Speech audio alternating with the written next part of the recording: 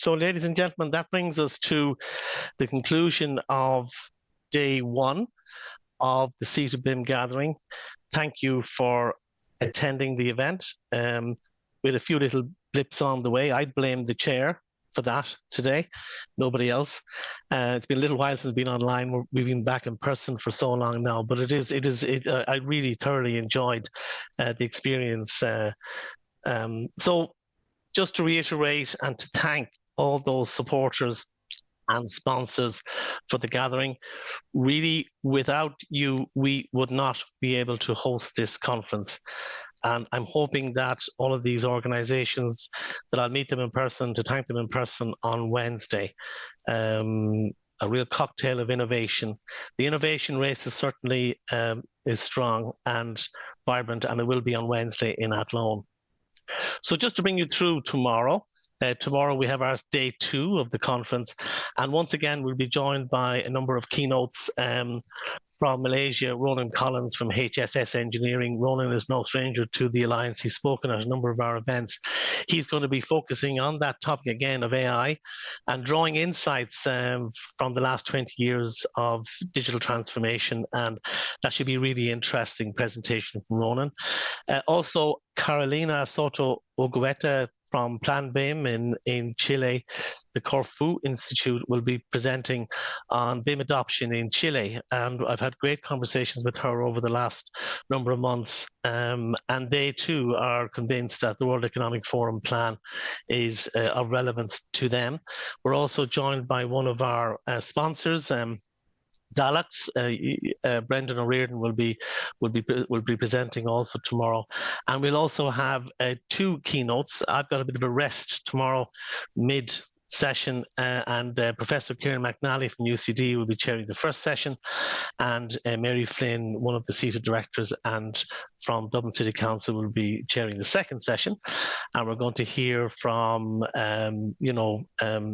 from a variety of companies, universities, and organizations. And interesting enough, David Bain will also be presenting on the results from a collaborative survey that we're working with the NBS on. So that's tomorrow. So moving on to the big day, which is on Wednesday in the Radisson Blu in Athlone. We're delighted that we'll have local Green Party councillor and mayor of Athlone, Louise Heaven, who's also an architect, to give us a welcome address. We also have our good friend David Falk joining us from the Cohesive Group. Georgios Kontopoulos from PwC will be talking about the important work that PwC are doing on behalf of the EU, the European Commission, on trying to drive digitalization for SMEs. We're also going to hear from two Tier 1 companies, and again, we're very thankful for their support, both from John Siskinson and BAM, and from one of our stalwart supporters, Diatech, Jonathan Reinhardt, will be speaking.